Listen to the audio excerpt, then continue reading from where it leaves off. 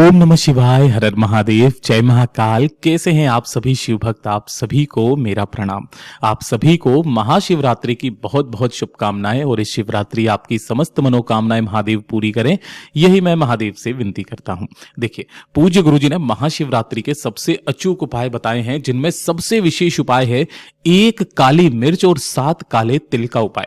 इसके अलावा जो पूज्य गुरुजी ने बताया है, एक बेर के फल का उपाय और गेहूं की 7 बाली का उपाय आज की इस वीडियो में हम लोग जानेंगे। और जो भी व्यक्ति चाहे साल भर उसने कोई उपाय किया या ना किया, व्रत किया या ना किया, उसकी कोई मनोकामना है, कोई इच्छा है, उसके जीवन के दुख, उसके जीवन के कष्ट खत्म नहीं हो रहे हैं, तो इस महाशिवरात्रि के दिन मात्र एक उपाय कर लीजिएगा। आप जो कामना से करोगे, आपकी वो समस्त मनोकामनाएं पूरी जरूर होगी। पूज्य गुरुजी की ही कथा से सुन करके और समझ करके इस पूरे उपाय को बहुत आसान भाषा में आप सभी को बताऊंगा, परंतु उससे पहले आप सबसे बस एक छोटी सी प्रार्थना करना चाहूंगा। जो भी शिव भक्त पहली बार आए हैं, चैनल को सब्सक्राइब जरूर कीजिएगा और वीडियो को लाइक करके देव आदिदेव महादेव का कोई सा भी प्यारा नाम कमेंट बॉक्स में आज के दिन लिखना बिल्कुल भी मत भूलिएगा।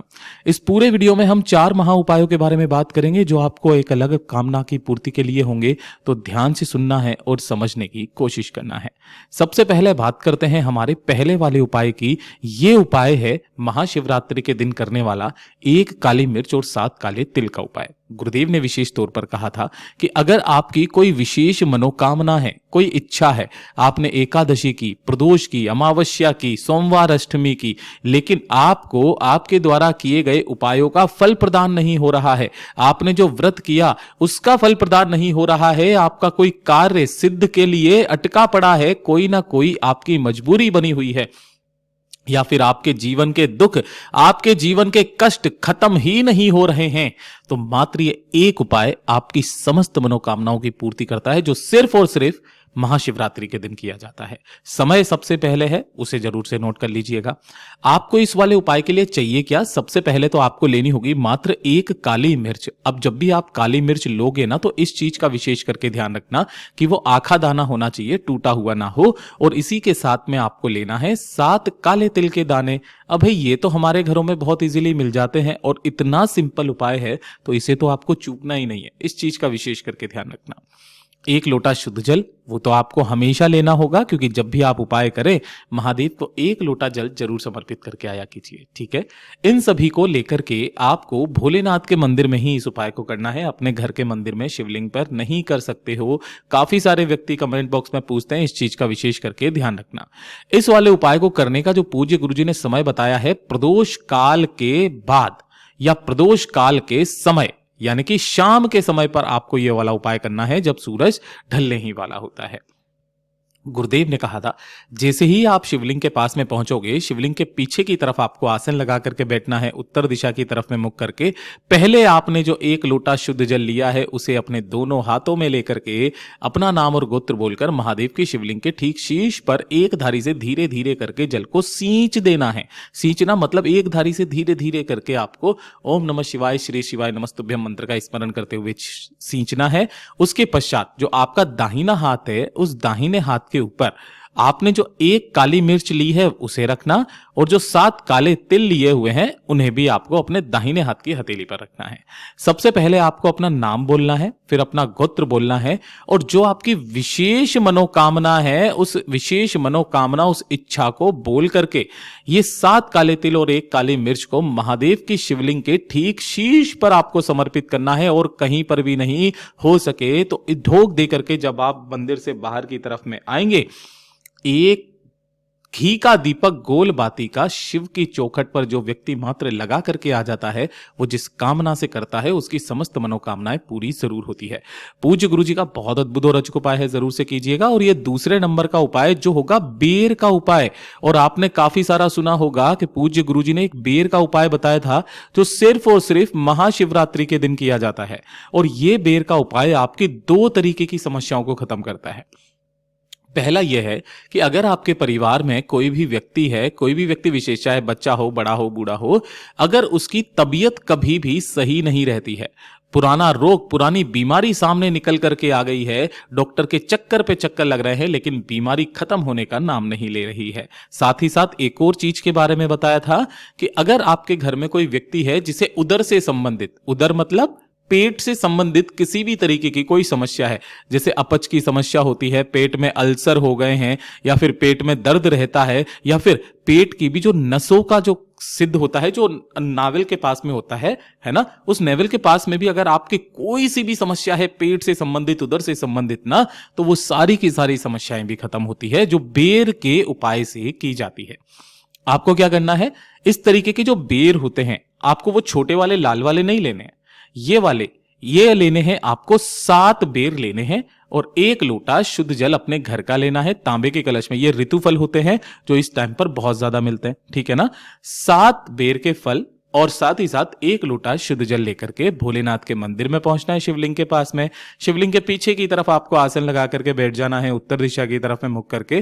पहले 1 लोटा शुद्ध जल, ध्यान रखिएगा अगर आप कर रहे हैं तो आपको अपना नाम और गोत्र बोलना है, और परिवार के किसी व्यक्ति के निमित्त कर रहे हैं तो व्यक्ति के निमित्त उसका नाम और गोत्र बोल करके आपको यह उपाय करना होगा। सबसे पहले 1 लोटा शुद्ध जल भोलेनाथ की शिवलिंग के ठीक शीश पर समर्पित कर देना, श्री शिवाय नमस्तुभ्यम मंत्र का स्मरण करते हुए। उसके बाद में जो आपने 7 फल लिए हैं ना, ये बेर के फल, एक काम का जरूर ध्यान रखना, जब इसे आप घर से लेकर के आएंगे ना महादेव के मंदिर में जाने के लिए, तब आपको क्या करना है कि आपके परिवार के जो भी व्यक्ति के लिए आप इस उपाय को कर रहे हो ना, उसके सिर से, है ना, घड़ी की सुई की दिशा में आपको इस तरीके से 7 बार घुमा लेना है। कितनी बार घुमा लेना है? 7 बार घुमा लेना। उन 7 को एक हाथ में रख करके 7 बार घुमा लेना, उतारा कर लेना। और ये वाले जो फल हैं, इन सभी फलों को पूज्य गुरुजी ने कहा कि बाबा से विनती कामना करके इन 7 के 7 फलों को, बेर के फलों को, जो महादेव की शिवलिंग पर आज के दिन समर्पित करके आ जाता है, उस बीमार व्यक्ति की चाहे कितने भी कष्ट, कितनी भी परेशानियां हो, सदैव के लिए समाप्त होती है। और साथ ही साथ जो उदर की, पेट की जो समस्याएं हैं, उसको खत्म करने के लिए क्या किया जाता है कि यहां पर जो आपने 7 फल चढ़ाए हुए हैं, इनमें से मात्र 1 फल को क्या करना है, मात्र 1 फल को उठा करके लेकर के आना है। और जिस भी व्यक्ति के पेट से संबंधित रोग, बीमारियां, कुछ भी चीज चल रही है ना, वो अपने घर की चौखट पर बैठ करके इस बेल के फल को महाशिवरात्रि की रात्रि को 12 बजे खा लेता है, महाराज उसकी सारी समस्याएं समाप्त हो जाती है। पूज्य गुरु जी का बहुत अद्भुत और अचूक उपाय है, जरूर से कीजिएगा। और ये तीसरे नंबर का जो उपाय है, ये है वो 7 गेहूं की बाली वाला उपाय। घर में आपके सुख नहीं है, घर में शांति नहीं है, छोटी छोटी सी बातों पर आपके घर में लड़ाई झगड़े भी हो रहे हैं, है ना। आजकल के टाइम पर ये तो आम बात है, कभी जमीन को लेकर के, कभी जायदाद को लेकर के, कोई ना कोई समस्या, कोई ना कोई कष्ट आपके घर में रहता है। बीमारियों ने घर बनाया हुआ है, परिवार के लोगों के बीच में प्रेम नहीं है, साथ ही साथ आपको घर में रहने तक का मन नहीं करता है। किसी तरीके का कोई दोष अगर आपके घर में है, एक छोटा सा काम कर लीजिएगा। पूज्य गुरुजी ने कहा कि इस तरीके से जो गेहूं की बालियां आती है ना, चाहे हरी हो या लाल हो, कोई दिक्कत नहीं है, इस तरीके से गेहूं की बालियां आपको लेनी है। कितनी? 7 बालियां। अब ये 7 बालियों को अपने हाथ में रखना, और आपका जो घर है, उस घर में चारों तरफ श्री शिवाय नमस्तुभ्यम मंत्र का स्मरण करते हुए पूरे घर में इन 7 बालियों को लेकर के घूम जाना।